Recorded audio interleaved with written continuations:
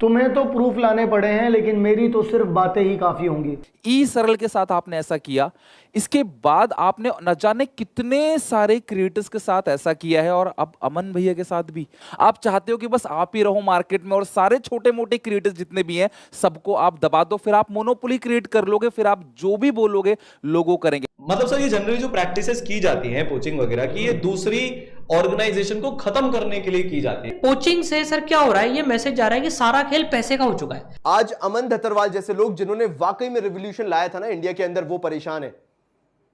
उनको खत्म करने की, तोड़ने की कोशिश है। और क्यों कोशिश की जा रही है? क्योंकि वो अकेला ऐसा गले की फांस बना हुआ है, वो हट गया तो वैसे ही पूरा मार्केट खत्म है। जो तुम free education free education free education चिल्लाते हो साइंस के अंदर, वो भी खत्म है। वो अकेला इंसान टिका हुआ है, इसलिए उसे तोड़ने की कोशिश की जा रही है। बच्चों, हमने अपने लास्ट वीडियो में सारे फैक्ट्स प्रूफ नहीं दिखाए थे। हम देखना चाहते थे कि उन्हें क्या कहना है। आज कुछ फैक्ट्स और प्रूफ आपको दिखाए जाएंगे, जिसके बाद आप खुद सोचेंगे कि पिछले 3 महीने के अंदर किस मेंटल प्रेशर, किस किस किस आपको मैं सुनाता हूं। अभी अक्टूबर मंथ चल रहा है, ये बात है 2 मई की। ये सरदार का केस तो सुना ही होगा। तो भाई इसको अगर पीडब्ल्यू जनकपुरी में स्टूडियो मैनेजिंग का काम मिल जाए तो बहुत अच्छा रहेगा। मैनेजमेंट तो इसको देखो आता ही है, और बाकी यहाँ पे अब तो ठीक ठाक सीख भी गया है। ना तुम इलाहाबाद में मिल जाए तो इसके लिए ज़्यादा अच्छा रहेगा। अब तुम अपने एंड पे कोशिश करोगे तो उसको मिल जाएगा। अपनी कक्षा में काम करके लोगों को उधर भेज रहे हैं। काफी बार एडटेक के अंदर ऐसे होता है, एक मेन व्यक्ति को पकड़ लिया जाता है ऑर्गेनाइजेशन के, और उसके माध्यम से कई सारे लोग हैं उनको लेके जाया जाता है। मेन मुद्दा यह था कि यार अगर टीचर और स्टाफ एजुकेशन इंडस्ट्री के अंदर बिना नोटिस पीरियड सर्व करे एग्रीमेंट तोड़ के बीच में जाते हैं तो बच्चों का सबसे ज़्यादा नुकसान होता है। अपनी कक्षा में पिछले 3 महीने के अंदर कई सारे टीचर, स्टाफ, एडिटर्स थे जिन्होंने नोटिस पीरियड सर्व नहीं किया या एग्रीमेंट तोड़ा, और दूसरी एक कंपनी के अंदर गए जिसे 4 महीने पहले फंडिंग मिली थी। एक ऐसी कंपनी जिसने खुद कभी इस चीज़ के खिलाफ आवाज़ उठाई थी। ये चीज़ सिर्फ हमारे साथ नहीं हुई थी, चाहे ई सरल हो गया या हमने एक नीचे डिस्क्रिप्शन में फॉर्म दिया था, उसमें कई सारे लोगों ने फॉर्म के अंदर वो चीज़ें भरी कि यार हाँ हमारा स्टाफ और टीचर गया, पर उनके बारे में आज इस वीडियो में हम बात ना करें तो ही बेहतर होगा।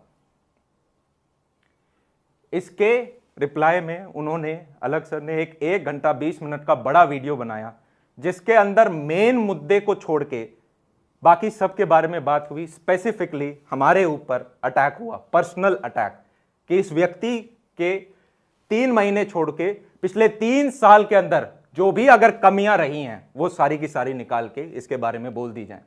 शायद बच्चा डिस्ट्रैक्ट हो जाएगा। आप में से कई लोगों ने शायद वो वीडियो देखा होगा। आपको कितना समझ आया या क्या कुछ उत्तर आंसर हुए? जैसे कि सूरज नाम के एक व्यक्ति थे जिन्होंने मेरी मम्मी के बारे में गाली लिखी अपने एक फेलो एम्प्लॉय के चैट के साथ।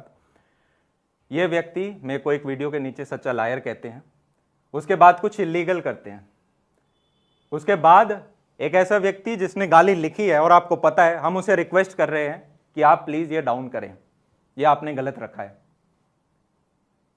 वहां से एक रिप्लाई आता है एक लॉयर का। उस लॉयर फुल टाइम पीडब्ल्यू में काम करता है, यानी कि पिछले 3 महीने में सिर्फ टीचर्स नहीं गए, स्टाफ नहीं, बल्कि अगर हमारा किसी के साथ डिस्प्यूट है तो उसके पीछे जो लॉयर है वो फुल टाइम पीडब्ल्यू में है। इसका जवाब सर आपने क्यों नहीं दिया?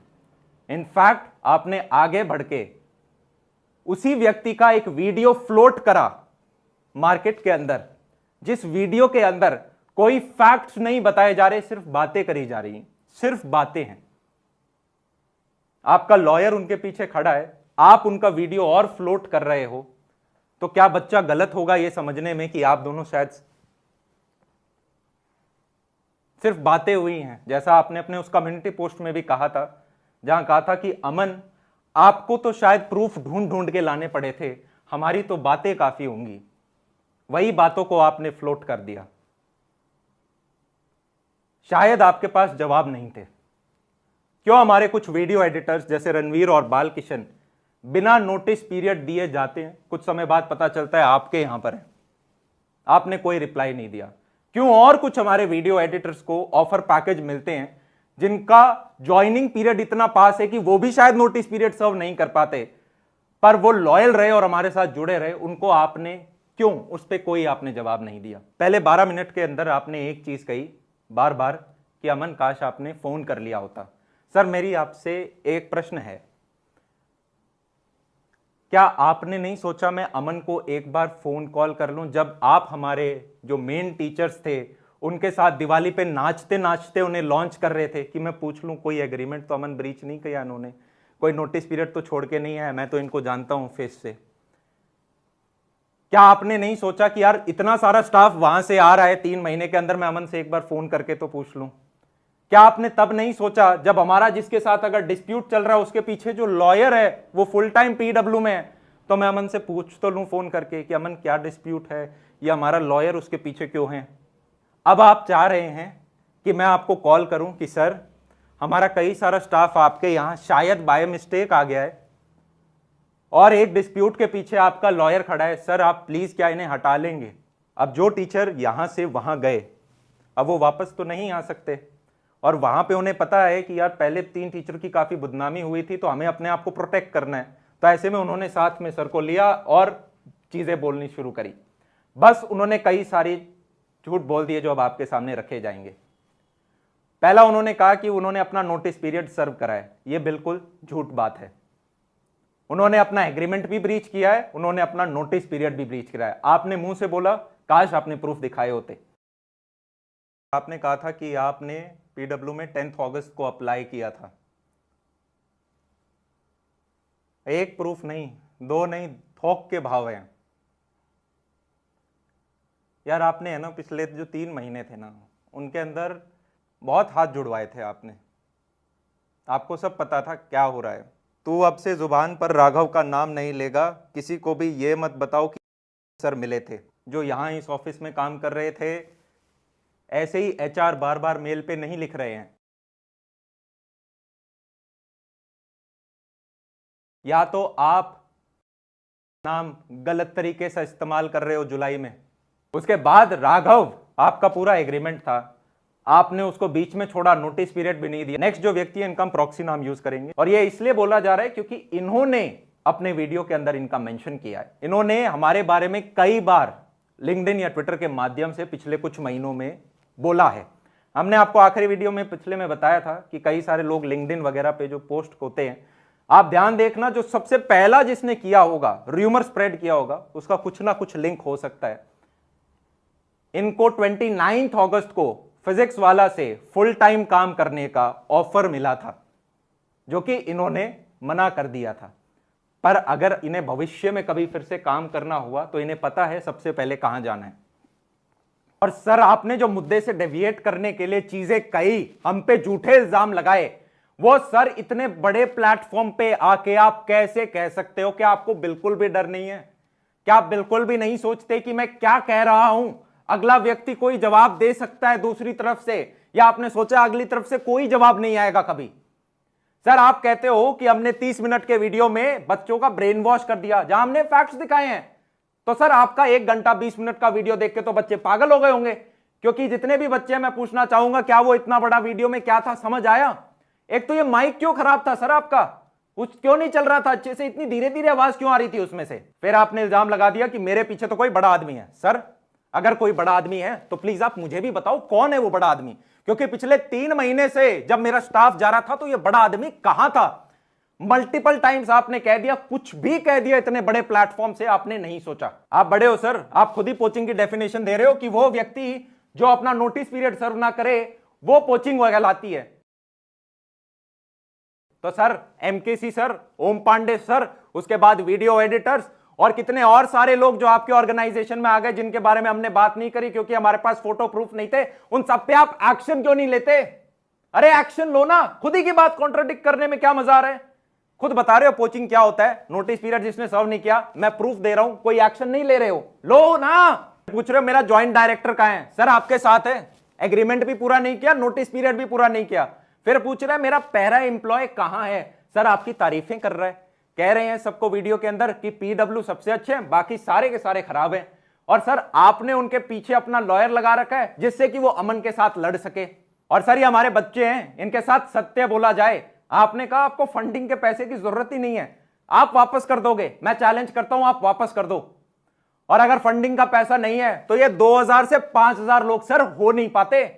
और अगर ऐसी ही बात है, मैं चैलेंज कर रहा हूं आप वापस कर दो पैसा और 5 का 10,000 करके दिखाओ। कुछ भी बोल दोगे सर इतने प्लेटफॉर्म पे आगे। कुछ एग्रीमेंट होता है, हर एग्रीमेंट को तोड़ा नहीं जा सकता। आप नहीं दे सकते वापस सर। फिर सर आप इतने बड़े लोग हो, आपने अपने वीडियो में यह कह दिया कि अमन ने वैसे प्रूफ सही दिखाए होंगे पर प्रूफ बनाए हुए भी तो हो सकते हैं। एक डाउट डाल दो बच्चे के दिमाग के अंदर। सर हमारे जो प्रूफ हैं वो पूर्ण सत्य है, वो अर्ध सत्य नहीं है। आप बच्चे के दिमाग में वहम ना डालें। ये आपके दिमाग में ख्याल आया कहां से सर? आप कहते हो कुछ ऐसा बताएंगे कि इंसानियत के ऊपर से भरोसा उठ जाएगा। सर कमेंट सेक्शन में बच्चों का भरोसा नहीं उठा। अब मैं कुछ ऐसा बताऊं जिससे असलियत में इंसानियत के ऊपर से भरोसा उठ जाए, पर सर बच्चों को नहीं बताएंगे। ऐसा करना सर, आप मेरे को फोन कॉल करना, मैं आपको पर्सनली बताऊंगा कि वो क्या बात है और फिर आप बताना अगर बच्चों को पता चलती तो इंसानियत से भरोसा हटता या नहीं। सर ये बच्चे हैं, ये बिकाऊ नहीं है। जैसे आजकल लिंक्डइन और ट्विटर पे बिक जाती हैं चीजें, जैसे बहुत सारे आज पेजेस बन जाते हैं जहां पे बहुत सारे शॉर्ट वीडियोस एकदम से आ जाते हैं। एक तो मुझे समझ नहीं आता, बच्चों आप भी मेरे को बताओ, हेल्प करना है इसमें, कि YouTube के ऊपर कुछ जो बड़े बड़े क्रिएटर्स हैं उनके तो शॉर्ट्स नहीं आते, पर कुछ स्पेसिफिक कंपनियां हैं जिनके बहुत सारे शॉर्ट वीडियोस आ जाते हैं। कुछ बड़ा सा वीडियो आया और उसके बहुत सारे शॉर्ट वीडियोस कट कटा के उसी में से एकदम से निकल के आने स्टार्ट हो जाएंगे। पीछे एक बढ़िया सा म्यूजिक लगेगा या अंदर कोई शायरी होगी या कुछ और होगा और वो चीज निकल के आ जाएगी।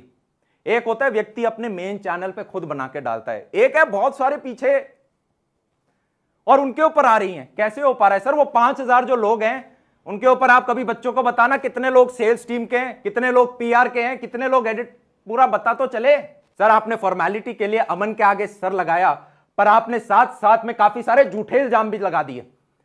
क्या सर आपने हमारे ऊपर तो कमेंट काफी सारे दिखाए, हमने आपके ऊपर कमेंट किया कि आपके ऑफलाइन सेंटर के में अंदर क्या कमियां हैं? क्या हमने ये बताया कि आपके स्टूडेंट कमेंट सेक्शन में विद्यापीठ के बारे में क्या बोल रहे हैं? क्या हमने स्टूडेंट कंप्लेंट्स दिखाई जहां पे वो मॉड्यूल या चीफ स्टडी मटेरियल के बारे में क्या कह रहे हैं, क्या कंप्लेन है उनके, क्या ओपिनियंस हैं?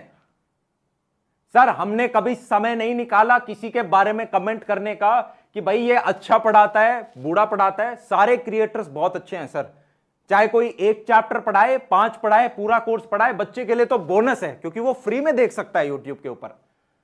तो सर हमने इस चीज के लिए एनर्जी नहीं निकाली कभी। आप खुद बताते हो कि आप चप्पल में घूम रहे हो, i20 चला रहे हो, पूछा किसी ने? पूछा किसी ने? किसी ने नहीं पूछा। खुद ही वीडियो, ये रिप्लाई वीडियो के अंदर चप्पल और i20 कहां से आ रही है, स्प्लेंडर कहां से आ रही है? मुद्दा ये हो रहा है कि एक जगह से दूसरे टीचर जा रहे हैं, चप्पल, i20, स्प्लेंडर। पूछा किसी ने? यहां पे क्या सेंस है ये बताने का? आपने एक सर बड़ी कमाल की चीज कही कि हमने आज ये वीडियो इसलिए बनाया जिससे कि हमारे व्यूज आ सकें। सर हम इनफैक्ट पिछले 7 साल से 2015 से इंतजार कर रहे थे कि कब हे प्रभु हमें यह वीडियो बनाने का मौका मिलेगा जिससे हम कुछ लोगों तक पहुंच सकें। इनफैक्ट हमने 80-90 लाख सब्सक्राइबर स्टूडेंट्स एकाग्रित आज इसी दिन के लिए किए थे जिससे कि हम ये सर वीडियो बना पाए, हमें ये सौभाग्य मिले। सर हमने जो वीडियो बनाया उसके रिप्लाई वीडियो पे आपके इतने सारे व्यूज आए हैं जिसमें आपने हमारी सिर्फ बुराइयां करी हैं, कोई हमें नाम नहीं मिल रहा सर, कोई अच्छा नाम नहीं मिल रहा। ये काम, ये मजबूरी है सर हमारी, और ये सिर्फ हमारी अकेले की नहीं है, कई और सारे क्रिएटर्स ने आवाज उठाई है।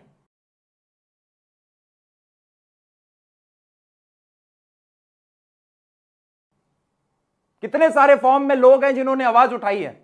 ये तो मैं हूं, आपने मुझे बोल दिया कि व्यूज के लिए कर रहा है। सोचो किसी और ने बोला होता आप उसे तो पक्का कह देते अरे यार पब्लिसिटी। तो आपने अपने टाइम में सर वो जो 3 टीचर्स के लिए नाम उठाया था और एकदम से लाखों मिलियंस ऑफ स्टूडेंट्स ने सर उस चीज को तवज्जो दी थी, तब सर आपको भी काफी सारा बूस्ट मिला होगा।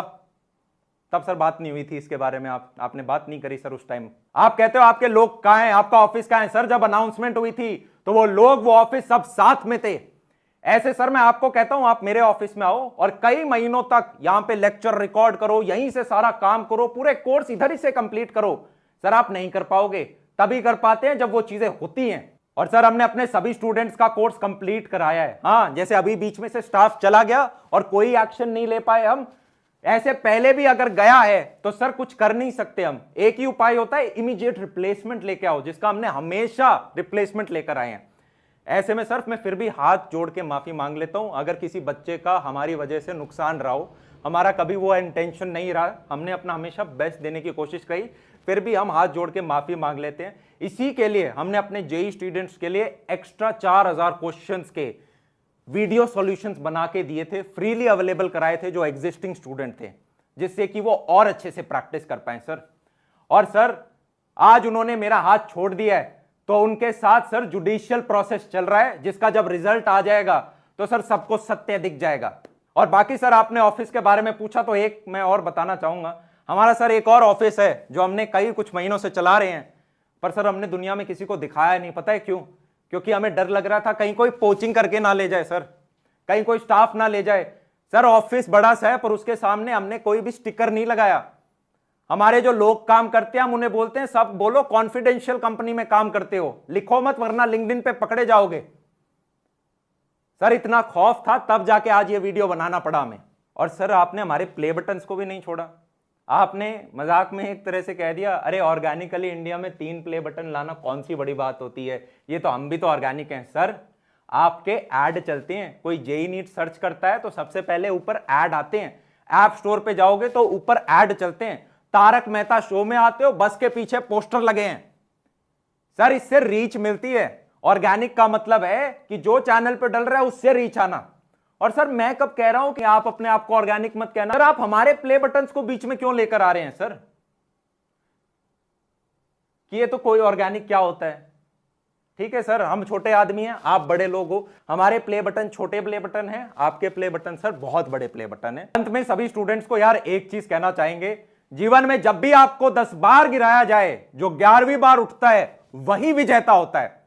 जब भी हार्ड टाइम्स आए, टफ टाइम्स आए, वो आपको जीवन में स्ट्रॉन्गर बनाए जाएंगे। जब लोहा तपता है तभी शेप लेता है, और जब पत्थर के चोट पड़ती है तभी वो मूर्ति में बनता है। तो जितने भी आप बार गिरो तब आपने जो लेसन्स लिए हैं उनसे और ज्यादा सीख के आप 11वीं बार उठो। और आपका जो गोल है उसके ऊपर से नहीं हटना यार। बिलीफ, सेल्फ बिलीफ बहुत इंपॉर्टेंट है कि हां मैं पहुंच जाऊंगा। और दूसरा फिर कंसिस्टेंसी से लगे रहो। इन दोनों को जब जोड़ देते हैं तो परसिस्टेंस बनता है कि यार मैं रुकूंगा नहीं, हर दिन थोड़ा थोड़ा चलता जाऊंगा। कुछ बहुत अच्छे दिन आएंगे, कुछ काफी डार्क डेज भी आएंगे, उन डार्क डेज भी नहीं रुकना है। और बाकी इस वीडियो के अंदर हमारा बच्चों अब और ज्यादा इसके अंदर एनर्जी ना लगाएं, अपनी पढ़ाई करें।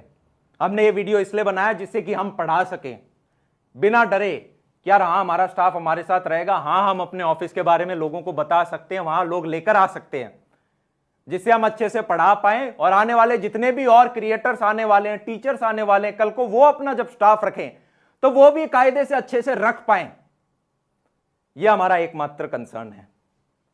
ग्रोथ इंपॉर्टेंट होती है कंपनी की, पर वो ग्रोथ के चक्कर में कोई और का नुकसान हो यह अच्छा नहीं है। कि फास्ट हायरिंग हो तो किसी और का नुकसान हो, यह अच्छी बात नहीं है। और अल्टीमेट लॉस स्टूडेंट्स का है। और अगर मेरी किसी बात का बुरा लगा हो या मेरे से पिछले 7 सालों में भी अगर कोई गलती हुई है और मैं माफी मांगना चाहूंगा अपने बच्चों से। सॉरी। आपके जो अमन भैया है, मैं प्रॉमिस करता हूं आने वाले समय में जो गलतियां उनसे सीख के और बेहतर, जितना अगर हमने आज तक एक पढ़ाया है तो आगे और भविष्य में 50 टाइम्स पढ़ा सकें, इस विजन के साथ यार हम आगे बढ़ रहे हैं। इसी के साथ आप सभी लोगों के समर्थन के लिए फिर से दिल से हाथ जोड़ के शुक्रिया करना चाहूंगा। Thank you.